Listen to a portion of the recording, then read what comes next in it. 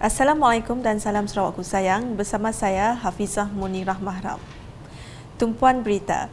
Kementerian Pengangkutan Sarawak MOTS meminta syarikat penerbangan utama untuk mempertimbangkan cadangan meningkatkan kekerapan penerbangan ke Sarawak susulan pemansuhan beberapa sekatan yang dikenakan sebelum ini akibat penularan wabak COVID-19. Menterinya Datuk Seri Lee Kim Shin berkata beliau telah mengadakan perjumpaan bersama syarikat penerbangan AirAsia, Malindo Air, Firefly dan Maswings bagi membincangkan mengenai cadangan tersebut. Katanya syarikat penerbangan juga diminta mempertimbangkan cadangan untuk menambahkan kekerapan penerbangan ke Sibu dan membuka laluan baharu Sibu, Singapura Sibu. I have actually met with the CEOs of the airline, the major airline like AirAsia, Malindo Air, and also Firefly, and also Maswing, on the flights to Sarawak.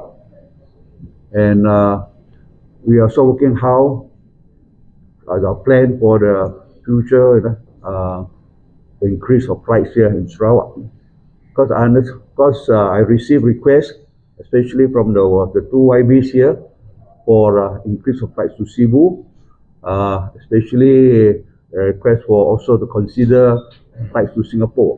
Yeah, I have actually discussed this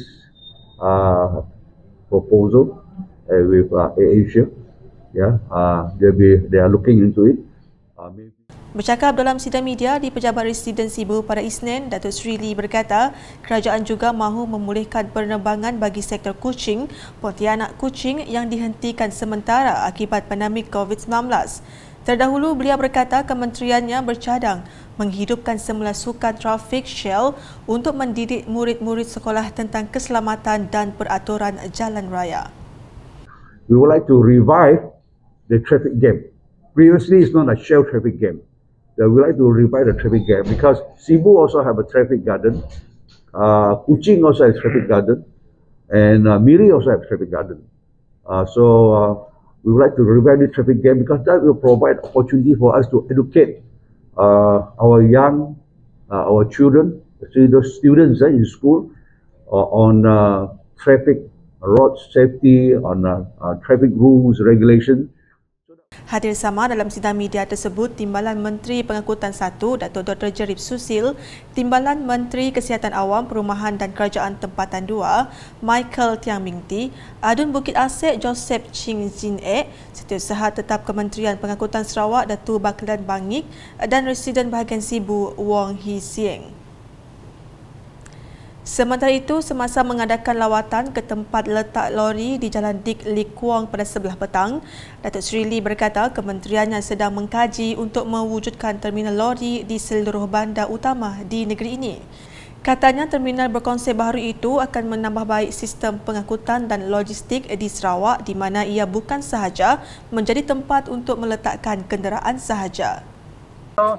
Now, I think we are coming up with a new proposal, a new concept, where we will not be having just a lorry parking place again. It will be a lorry terminal, because we have to look into the logistics industry in Sarawak, throughout the whole Sarawak. It cannot be like this anymore. As you know, we want to prevent all these heavy vehicles to go into the city centre. So we have to have proper terminal, where we have facilities, where we have warehousing, where the goods arrive, they can unload the goods from the warehouse, and then the smaller lorry, the 3-ton lorry, so they come there and pick up the goods. If they want to send any goods to outside, they also send to the terminal. Yes. Yeah. In the terminal, we have facilities, we have accommodation, cheap accommodation for the lorry driver. They can rest there, next day continue the journey. They have eating place, and some of the other facilities. So we are still working out this concept. Yeah. Mengulas mengenai isu parkir lori, Datuk Seri Lee berkata perkara itu telah selesai selepas Persatuan Lori Sibu diberi kebenaran untuk terus menggunakan tapak yang mereka gunakan ketika ini untuk meletakkan kenderaan. Katanya Jabatan Tanah dan Survey Sibu akan memohon lanjutan lesen pendudukan sementara TOL sekurang-kurangnya untuk beberapa tahun akan datang supaya mereka boleh terus menggunakannya. Dalam hal itu, Datuk Seri Lee turut berkesempatan meninjau keadaan Terminal Bot Express Song ketika dalam perjalanan dari Sibu ke Kapit. Turut serta dalam tinjauan itu Dr. Jerib Susil dan Ahli Dewan Undangan Negeri Katibas Lidam Ahsan. Laporan selanjutnya mengenai seruan Timbalan Menteri Pengangkutan Sarawak Datuk Henry Heri Jineb agar golongan belia menjaga fasiliti sukan dengan sebaik mungkin bagi menjamin ketersediaannya untuk jangka masa yang lama. Tegasnya ini termasuk penjagaan keadaan padang bola sepak di kawasan Bauk dari segi kebersihan dan keselamatan fasiliti yang sedia ada untuk menjamin keselesaan semua pengguna ketika menggunakan fasiliti berkenaan. Bercakap pada Majlis Perasmian Padang Bola Sepak St. James BTK Kampung Tanjung Poting di Bauk pada Ahad, Datuk Henry menambah, golongan belia di kawasan Dewan Undangan Negeri Tasik Biru harus berhubung dengan ketua kaum di situ sekiranya perlu memohon peruntukan daripada beliau bagi mempertingkatkan keadaan serta kemudahan di padang bola sepak tersebut. Ahli Dewan Undangan Negeri Tasik Biru itu kemudiannya menyempurnakan sepak mula bagi merasmikan kejohanan bola sepak Singai Cup 2022 yang dianjurkan oleh Kelab Pencinta Sukan Singai Kapsus. Kejohanan edisi keempat itu disertai sejumlah 10 pasukan bagi kategori lelaki dan 7 pasukan kategori perempuan. Perlawanan akhir bagi kedua-dua kategori dijangka berlangsung pada 26 Jun depan. Seterusnya di Limbang dengan sebanyak RM20,000 telah diperuntukkan bagi membina jalan simen menuju ke Dewan Kampung Tegarai.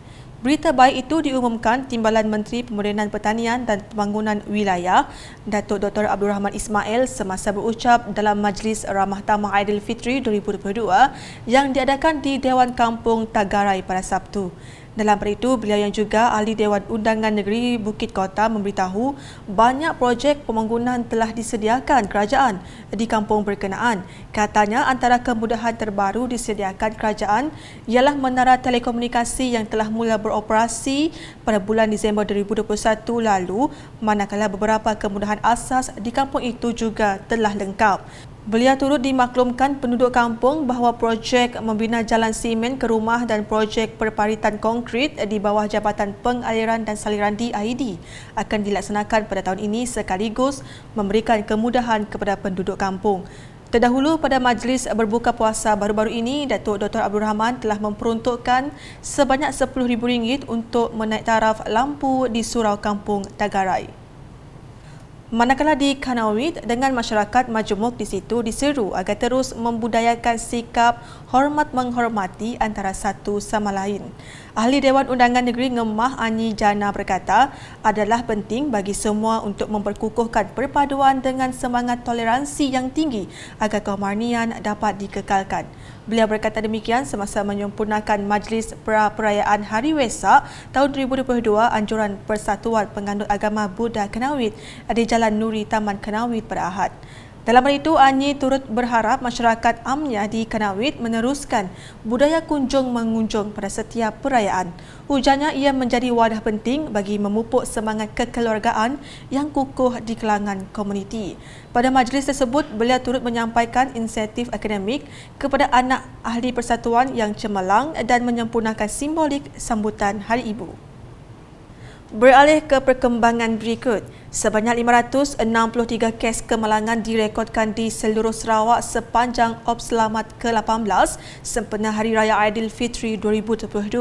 Timbalan Pesuruhjaya Polis Sarawak DCP Datuk Manca Atta berkata, sepanjang 10 hari Ops Selamat itu dijalankan, kes kemalangan yang dilaporkan meningkat sebanyak 17.5% atau 84 kes berbanding Ops Selamat ke-15 pada 2019 sebanyak 479 kes. Menurutnya, turut direkodkan sebanyak 10,251 saman telah dikeluarkan atas pelbagai kesalahan kepada pengguna jalan raya yang ingkar sepanjang Ops Selamat 18 2022.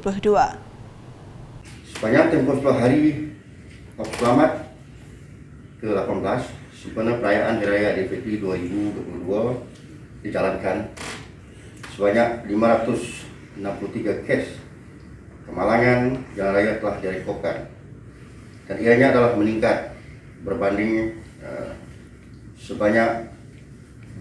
Ops Selamat 15 sempena Hari Aidilfitri pada tahun 2019 yang lepas, yaitu sebanyak 479 kes, meningkat sebanyak 84 kes. Beliau berkata demikian dalam sidang media di Ibu Pejabat Polis Kontijen Sarawak pada Isnin. Sementara itu, Datuk Manca menambah Jabatan Siasatan dan Penguatkuasaan Trafik JSPT Sarawak telah mengatur gerak petugas trafik melibatkan semua daerah di Sarawak bagi menjalankan operasi dengan konsep penguatkuasaan menyeluruh. Iaitu sebanyak 12 kes kematian, sebanyak selamat ke-18 ini. Berbanding tempoh yang sama pada selamat ke-15 yang lepas, iaitu sebanyak 7 kematian. Mengikut kajian statistik yang direkodkan, menunjukkan pengguna kenderaan motosikal adalah golongan yang paling ramai terkorban akibat daripada kemalangan jalan raya dengan jumlah seramai 9 orang ataupun 75.0% dari jumlah keseluruhan, yaitu seramai 12 orang yang berkorban sepanjang tempoh 10 hari selamat 18 sempena Hari Raya Aidilfitri 2022. Laporan diteruskan mengenai statistik mingguan COVID-19 dengan Sarawak mencatatkan 256 kes baharu bagi minggu April 18 iaitu dari 1 Mei hingga 7 Mei lepas. Jawatankuasa Pengurusan Bencana Negeri JPBN Sarawak dalam kenyataan pada Isnin memberitahu ini sekaligus meningkatkan jumlah kumulatif kepada 305,574 kes. Jumlah kes tersebut merangkumi 244 kes kategori klinikal 1 dan 2 serta 12 kes kategori klinikal 3, 4 dan 5. Manakala bilangan kes terus menunjukkan penurunan berbanding 610 kes yang telah direkodkan pada minggu April sebelumnya. Kes-kes baru pada minggu April 18 dikesan di 26 daerah di Sarawak seperti tertera.